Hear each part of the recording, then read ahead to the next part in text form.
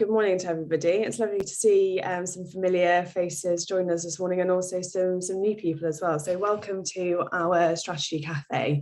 This is our webinar that we do on a regular basis, and we always like to interview interesting people about leadership topics. So today you've got the Alembic team, and we'll be talking all about how we make choices and whether we're choosing the challenging choice, and why and how that is helpful for our leadership. So I'll go through the agenda in a sec, but we've had some really interesting strategy cafes recently. So in May, we had the guys from the Happiness Index talking about all about happiness at work and how we index that. And it's a great tool for managing or monitoring the pulse of the organisation. We've also had Emma Stroud, who is a professional clown and also a leadership coach. And she was talking about the power of creativity and problem solving. So two really interesting webinars to go back and look over. An idea that we always encourage you to sort of follow up on is to take one of these webinars as a theme and have it as a team discussion and get some insights as an interesting conversation. So we hope you find the conversation today interesting, and hopefully so you can take it back into your team. So please feel free to share this content. It's free, so please just spread the word if you think that it would be helpful to other people to dial in. So today's session is all about this idea of challenge, and I guess in a wider sense, it's there's a lot of conversation at the moment about leadership burnout. We've had a really difficult, challenging few years. And so why are we talking about really pushing yourself outside of your comfort zone and challenge yourself? Well, I actually think now is the time to really be thinking about future challenges. What else could you be thinking about, and doing that in a positive way? So we're going to be exploring this idea of challenge, thinking about the skill of self-leadership to help. We've got this idea of getting into the growth zone. So this idea of comfort zone and growth zone. So there's this idea of like comfort, discomfort that we will explore. I will also then at the end of the session just hand over to Nick, because he's going to be running a summer school on our online courses. So I'm really excited to be launching that, and Nick will talk about that at the end of the session. So that's what we're going to be talking about today. So we've got the three of us online today. We're going to follow it as an interview style as we usually do. So I have the power of interviewing Nick and Matt today. So my background, for those of you who don't know me, I'm a senior facilitator here at Alembic. Predominantly working with leadership teams through any sort of change, whether that's transaction related or succession related, and really looking at how we develop the leadership capability to be able to do those changes. So Nick, do you want to introduce yourself? Hi, I think most of you know me. Morning, everyone. Nice to see you all. So I'm the founder of Alembic and managing director here. My background kind of formative in our methodology. So as a leadership practice, me and Sarah, who's co-coach and co-director, kind of started out on this life with body work. And so you can see there my background, brought up by psychotherapists, lived life as a Buddhist, used to experience rugby and Tai Chi on the same day, learned very early on in life how changing the way you use your body changes your mindset, which I've always found super interesting and really aligned with some of the neuroscience that Sarah learned as a physiotherapist. So that's a little bit about me. Thanks, Nick. Let me intro myself as well. I am one of the other strategy facilitators at Alembic, and like Roseanna, I work with leaders across the country from all different areas and sectors with some of their most challenging problems. Yeah, we work with a huge variety of different people on different things. Thank you both. So before we get into some of the content, I'm just going to start by launching a poll. So really interesting. So everybody on here is facing it at least sometimes, and actually it's, you know, often or always, and resolve it. So read that to be sort of daily, weekly, maybe monthly for some of you. So hopefully you'll find some of the content that we're talking about really interesting and useful to take into your leadership. Okay, so today's webinar is about this idea of challenge then. And so I guess it's the thought of like when to choose challenge and perhaps when not to. I guess here are some of the things that I find challenging. So a spin class, public speaking. And I suppose when I reflect on doing these things, you know, I actually choose them because I find them challenging. So it's quite frustrating for me if I go to a spin class and it's a bit of a cruisy one. So there's this idea that actually I'm choosing that because I know that it's going to stretch me, it's going to help me become more fit, better on my bike, or I'm choosing to do public speaking so that I can build that capability. But that's really difficult. Both of those things are really difficult for me.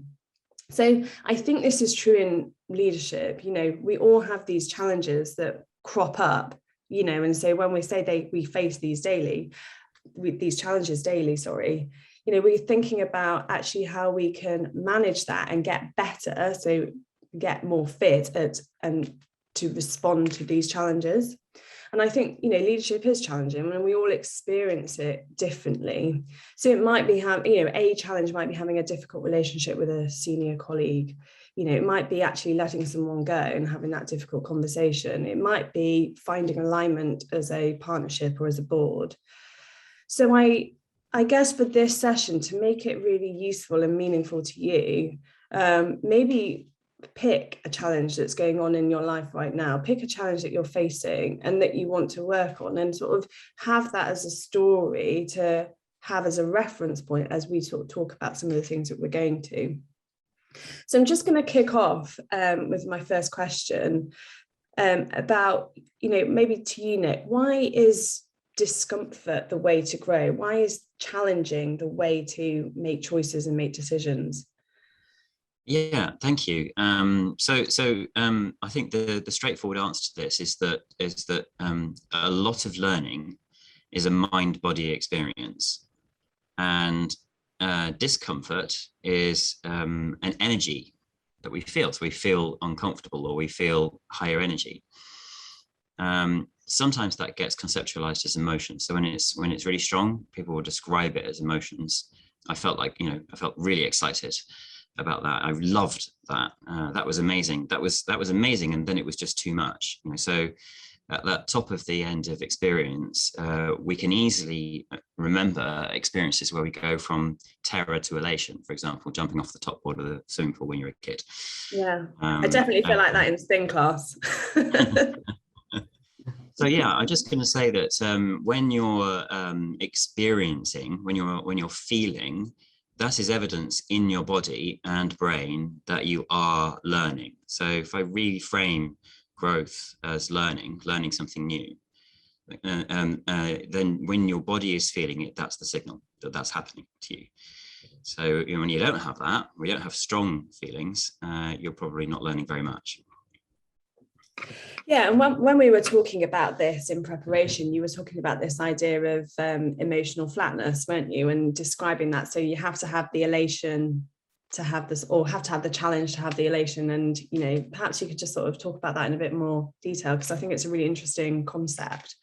Yeah. So in the psychology, it's sort of described as positive and negative tonality. So, you know, happy, content, satisfied, elated, joyful, on the sort of the plus side, if you like, of the equation, and then maybe sad, moody, grouchy, you know, grumpy, feeling jealousy, feeling angry, feeling shame at the top end and the bottom end of the what's called the negative tonality.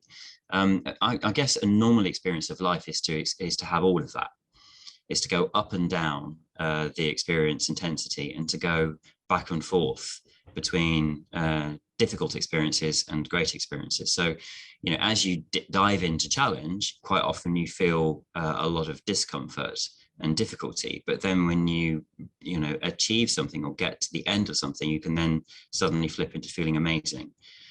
And that's normal, right? It's a normal experience of the variability of both. What can sometimes happen, though, is people want to avoid the bad stuff, the stuff that has that kind of idea of negative tonality. The problem is the brain doesn't understand that. It's just energy. And so if you try and avoid the discomforting things, you end up flattening all of your experience and also avoiding joy. So that's the point here. Don't avoid the negative things, because you end up missing the good things. Yeah. I think it's really interesting and a really lovely way of framing it. I suppose I came across this quote and I really connected with it. So the quote is, marriage is hard, but divorce is hard, so choose your hard. Obesity is hard, being fit is hard, choose your hard. Being in debt is hard, being financially disciplined is hard, choose your hard.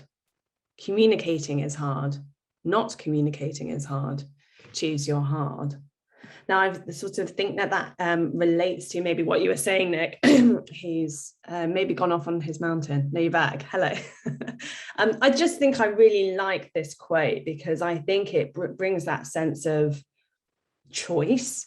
And actually, is there an easier path in life? We will never know that, but actually both options are difficult.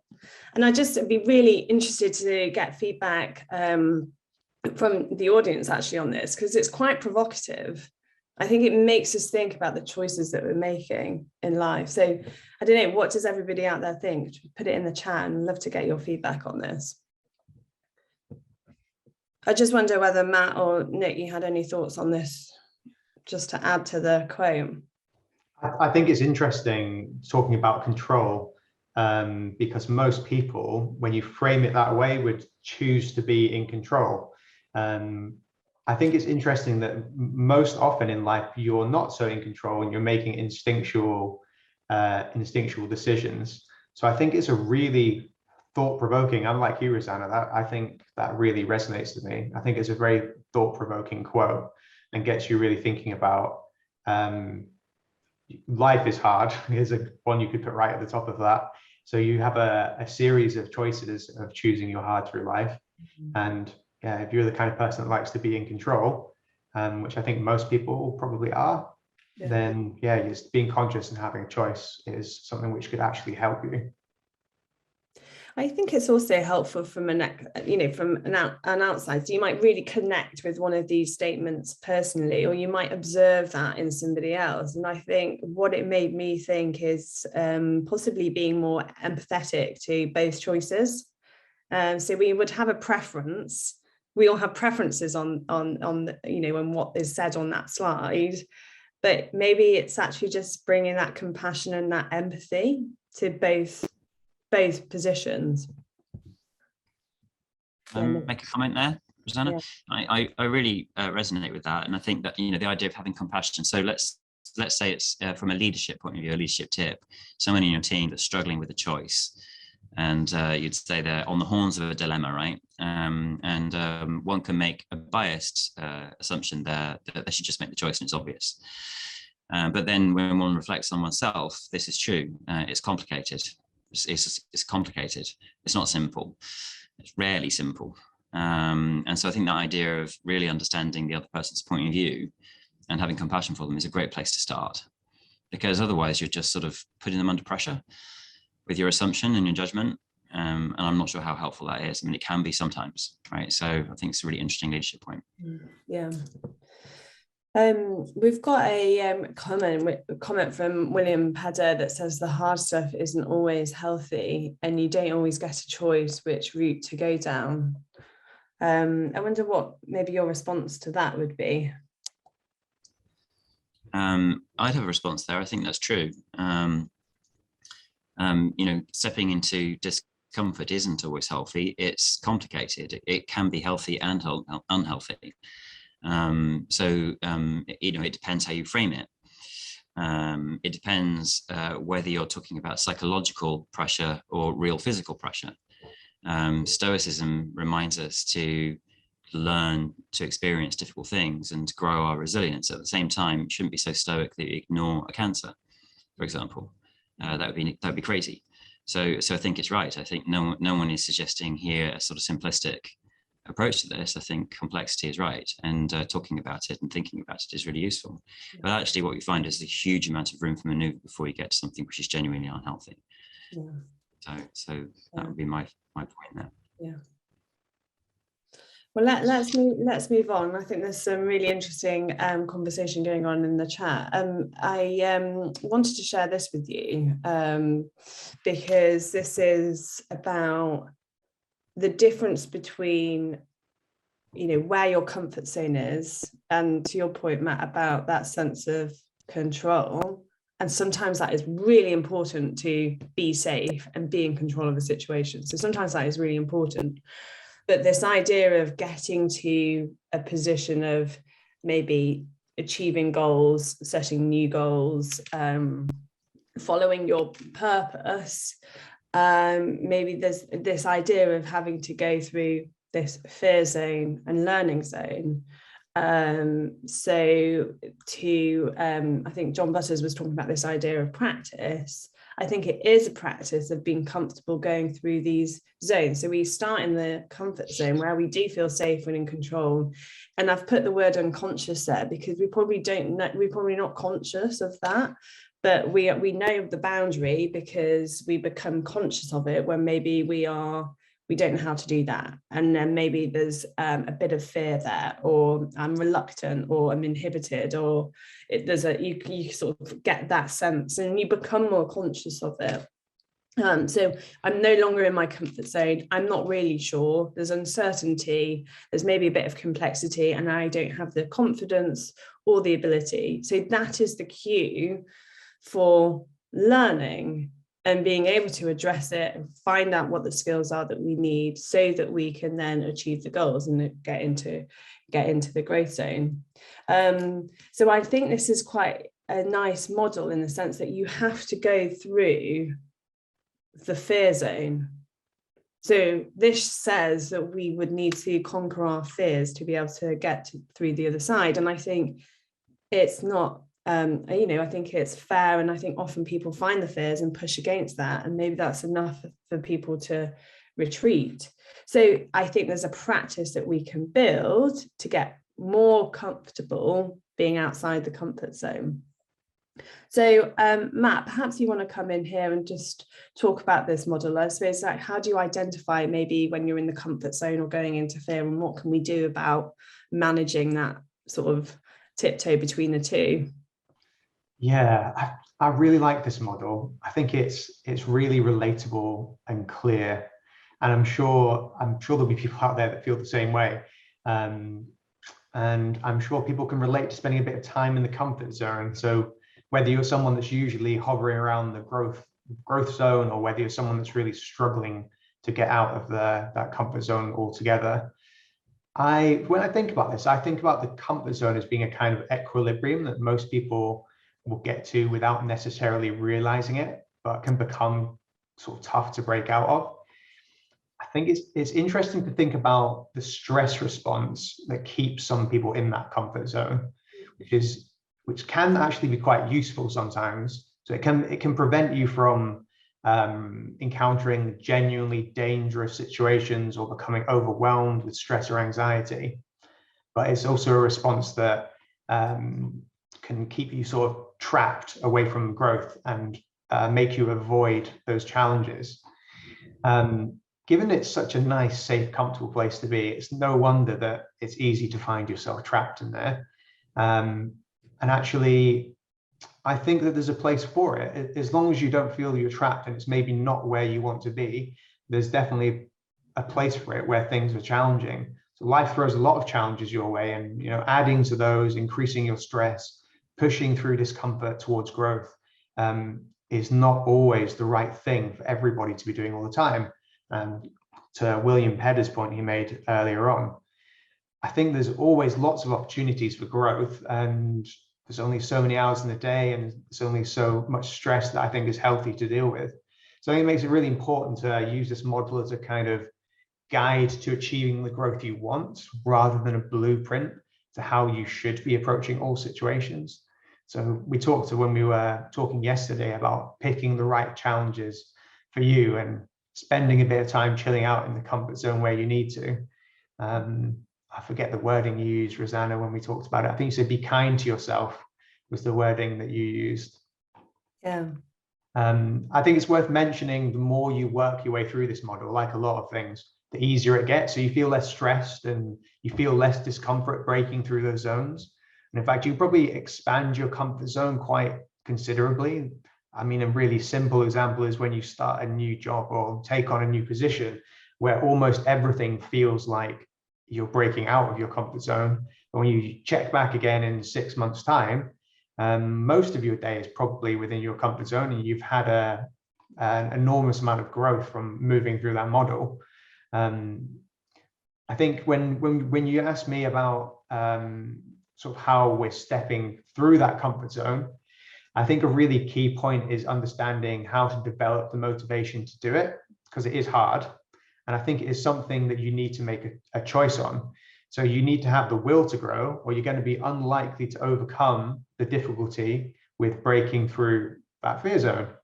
And I think personally, I think the most important part is that first step. So how you manage that initial discomfort, and you almost need to be in a position where you feel more comfortable with that discomfort, if that makes any sense. Associate it with the eventual rewards. And obviously that is something that's really easy to say and takes time and practice to get there. We use a model called window of tolerance to help us describe how you manage emotional responses in difficult situations and where things can get a bit too much. I think that's a really good way of looking at it. So how much discomfort or fear do I actually find tolerable in that day-to-day setting? I think that's a good way of understanding the fear zone and being a bit more comfortable with it. I know, Nick, we were talking a little bit about perceived versus real fear when we were talking yesterday. Oh, you're on mute, Nick. Thank you, Matt. The body has two basic responses to possible threatening stimulus. One is just the body's natural response, which is very, very quick and doesn't go through the brain particularly strongly. It's not something the brain has any control over. So the body will always have a response. You could call that real, if you like. The second response is in response to that. So you have a first response, which is just your body perceiving something and reacting to it. You then have a secondary response where the brain is involved, and it can either pay attention to that and deal with it, or it can decide to ignore it. All right, so that's what's going on the inside. One perceives a possible threat, one looks at it and makes a judgment quickly about whether you need to respond or not respond. And that judgment is loaded by your emotional state. So if you're in a high emotional state, you probably perceive it more as a threat. It's sort of distorted and biased towards threatening stimulus. If you're in a relaxed state, you probably don't.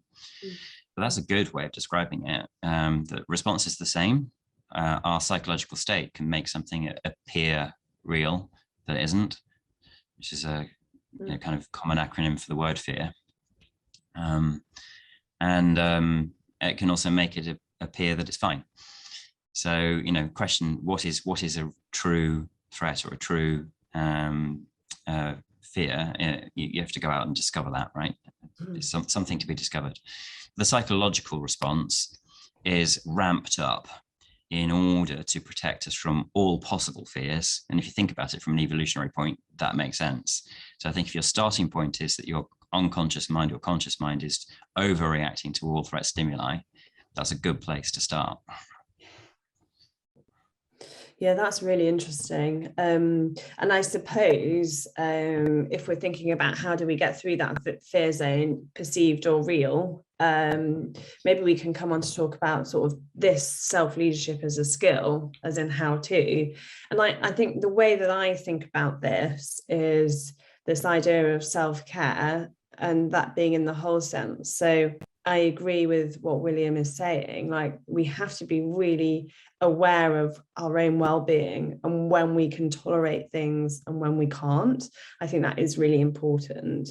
So, and you know, it's a bit like the seasons. We respond differently throughout the seasons, and so there will be times where we just need a break, a reset, a chance to rethink, have that sense of perspective, and really be careful or selective and choiceful about what we are choosing to challenge ourselves with. So I like the idea of being really clear on, you know, what's your motivation? What's your purpose? You know, are you looking after yourself physically? You know, are you eating well? Are you sleeping well? These sort of basic things that are often we forget. And actually, in times of stress, we tend to neglect some of these things. And so these are actually sort of the foundations for being able to respond, build resilience to better cope.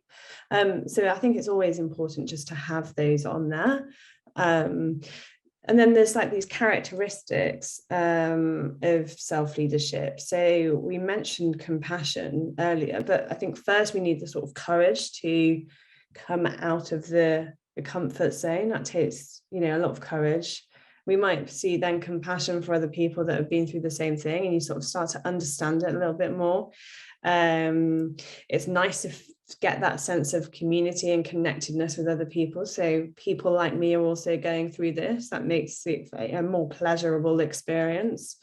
You know, how can you bring confidence? How can you bring calmness? You know, that less reactive state, whilst also being curious about it. So these are just some nice words just to think about how you're bringing these traits, these characteristics to challenge. We have had a comment on from John about this idea of certainty. So I did wonder, actually, go on, Nick. I was going to say, I'm happy to pick up on that if you want. Yeah. For me, part of this slide is about making sure that you're as a leader, you're in a good state. You know, so that earlier point about whether you're tense or you're relaxed has a big impact on whether you're framing things as urgent or whether you've got time to work it out, right? So your own state of resilience depends on your own self-care, and that leads you to be able to lead more effectively with other people who might be not able to have so much control, and maybe under more difficult circumstances because they don't have so many choices. So from a leadership point of view, I think this slide is really important.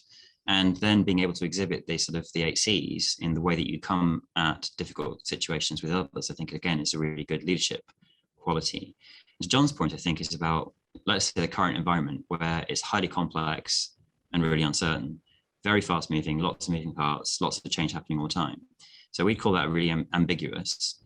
And as a leader, you have to know that when the environment around you, the business environment, is highly ambiguous, everyone's threat alert is going to be pinging like crazy. There's a slide here that kind of describes different circumstances, but just briefly, we're talking about top right-hand corner. So, you know, good idea for this is high performance environments like fast moving, you know, motor racing, Formula One racing, similarly like, you know, cockpit situation under, you know, problems, possible devastating consequences in a flight situation where people have to flip into high performance, fast moving, really complex.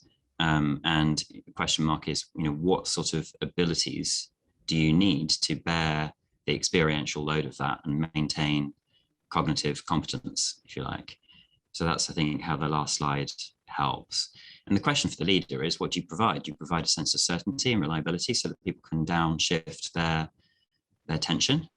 Are you aware that the environment is going to be emotionally more hot for everyone and know how to cope with that? Can you unpick the psychological stress and take it down? Can you reduce people's load? Do you bring them into ambiguity thinking and help build up their competencies so they know it too? They can cope with it with you. You can co-regulate around it. So these are just interesting kind of leadership options, I think, for these very difficult environments that we're finding everywhere right now. Yeah.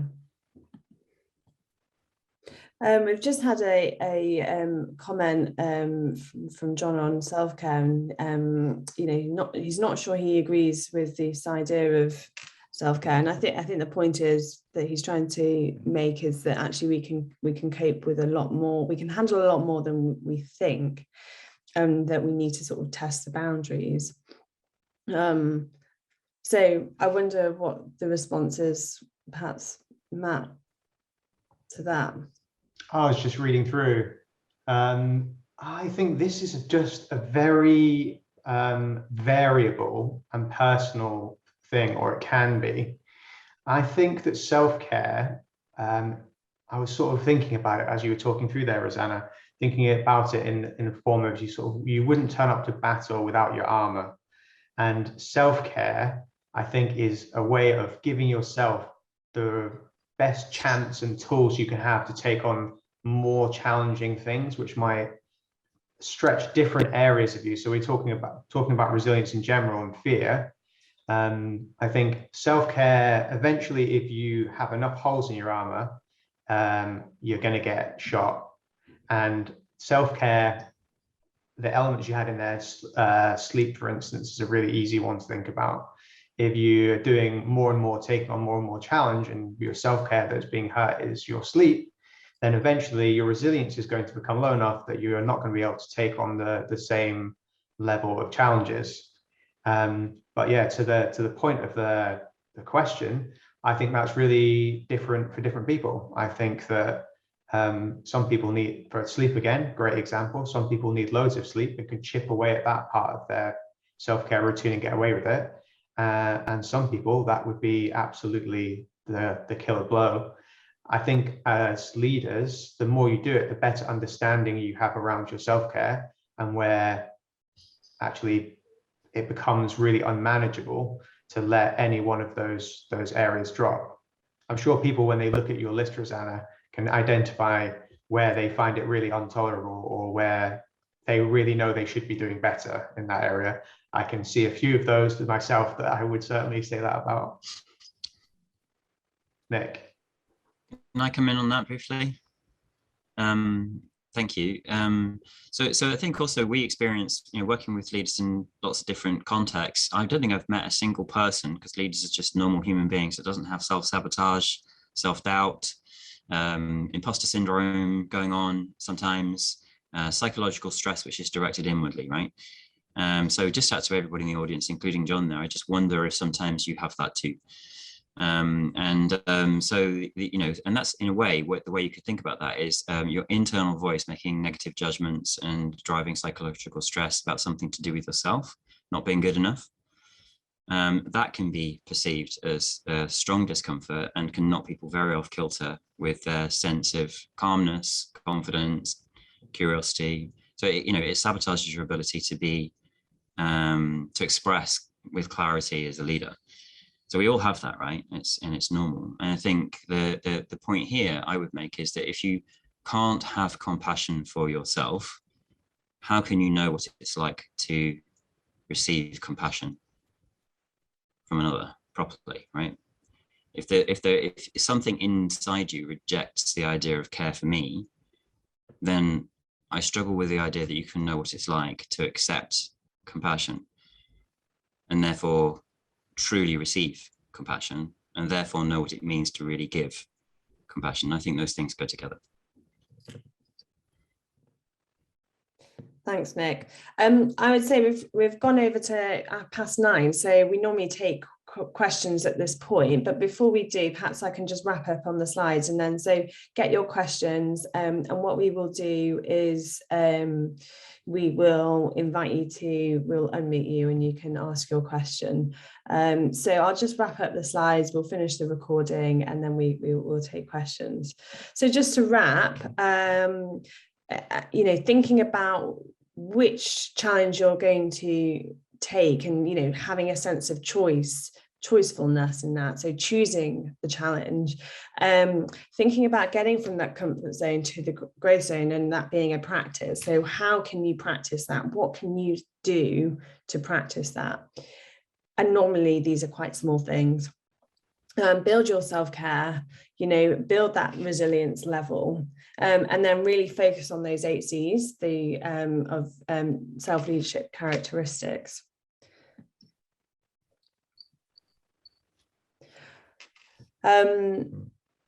We wanted to announce the Alembic Summer School that we're launching. So I just wanted to invite Nick just to take a minute or so just to sort of talk through how that's going to be structured and introduce it to everyone. Oh, hi. Yeah, great. So super excited to be doing this over the summer. We're just looking for 5 people to join to get the program going, and you can kind of see the costing there. It's going to run over the summer break. It's done weekly. Each weekly seminar, webinar is going to be recorded. So if you're away and you miss one, you can definitely pick it up and watch back and interact. And I just wanted to take the opportunity to sort of lead this, and it's together with our existing digital program. So each participant will have access to a module. All of the material they'll need for the module is there for you to just do whenever you want to do it. And then the point of the catch up is to help work through any questions, any challenges, any issues, and to share those with other participants with a bit of guidance from me. So I think it'll be super fun.